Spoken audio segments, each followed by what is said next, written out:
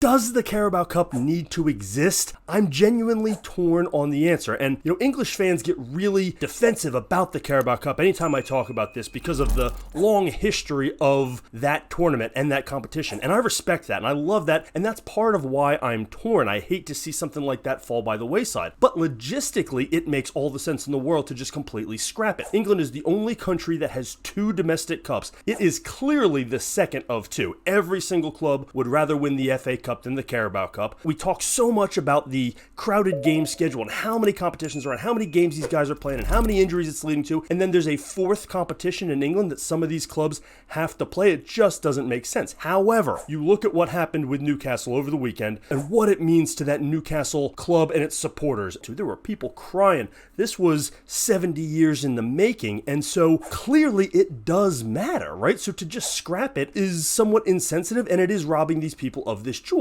So what do we do with this? Do we scrap it? Or one of the suggestions I've heard is that any club that is appearing in Europe shouldn't be in the Carabao Cup. So no club is actually competing in more than 3 competitions. It opens the door for the other clubs who just missed out, and you will get some lower to mid-tier winners in that competition. Now, does that diminish the competition even more? Maybe so, because the top teams aren't in it, but it's already the second competition. It's already diminished itself by being the inferior domestic cup. So I'm torn. I'm genuinely torn here. I don't know that I have the answer. I don't think just leaving it as is really working. But when you see the reaction of the Newcastle fans, hard to say it's not working and hard to say it doesn't matter, because clearly this is a red letter day for the black and white.